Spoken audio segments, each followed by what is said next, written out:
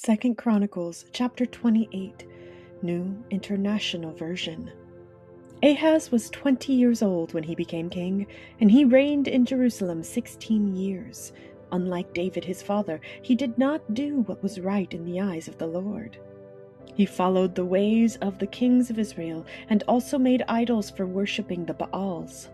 He burned sacrifices in the valley of Ben Hinnom and sacrificed his children in the fire, engaging in the detestable practices of the nations the Lord had driven out before the Israelites. He offered sacrifices and burned incense at the high places, on the hilltops and under every spreading tree. Therefore the Lord his God delivered him into the hands of the king of Aram.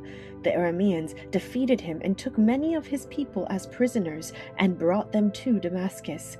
He was also given into the hands of the king of Israel, who inflicted heavy casualties on him.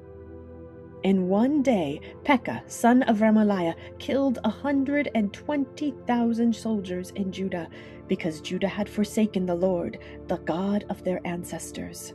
Zikri, an Ephraimite warrior, killed Maaseiah, the king's son, Azikram, the officer in charge of the palace, and Elkanah, second to the king. The men of Israel took captive from their fellow Israelites, who were from Judah, 200,000 wives, sons, and daughters. They also took a great deal of plunder, which they carried back to Samaria. But a prophet of the Lord named Obed was there, and he went out to meet the army when it returned to Samaria. He said to them, "Because the Lord, the God of your ancestors, was angry with Judah, he gave them into your hand. But you have slaughtered them in a rage that reaches to heaven. And now you intend to make the men and women of Judah and Jerusalem your slaves. But aren't you also guilty of sins against the Lord your God? Now listen to me. Send back your fellow Israelites you have taken as prisoners, for the Lord's fierce anger rests on you." Then some of the leaders in Ephraim, Azariah son of Jehohanan, Berechiah son of Meshillemoth, Jehizkiah son of Shallum, and Amasa son of Hadlai, confronted those who were arriving from the war. "You must not bring those prisoners here," they said, "or we will be guilty before the Lord. Do you intend to add to our sin and guilt? For our guilt is already great, and his fierce anger rests on Israel." So the soldiers gave up the prisoners and plunder in the presence of the officials and all the assembly.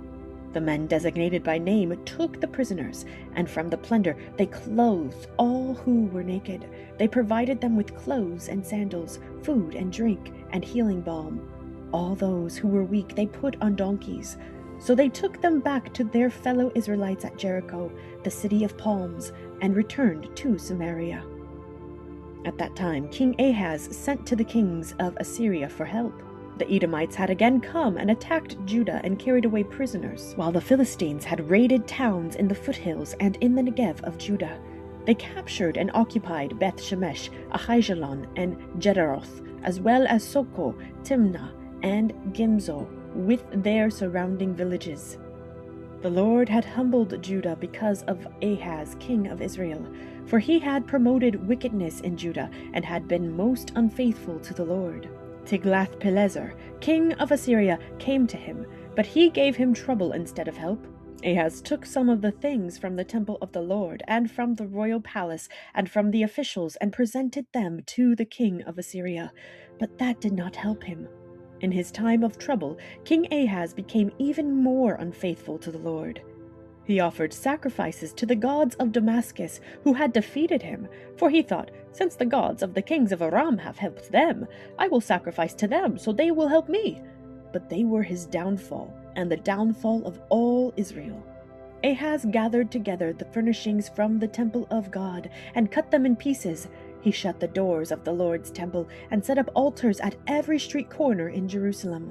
In every town in Judah, he built high places to burn sacrifices to other gods and aroused the anger of the Lord, the God of his ancestors. The other events of his reign and all his ways, from beginning to end, are written in the book of the kings of Judah and Israel. Ahaz rested with his ancestors and was buried in the city of Jerusalem, but he was not placed in the tombs of the kings of Israel, and Hezekiah his son succeeded him as king.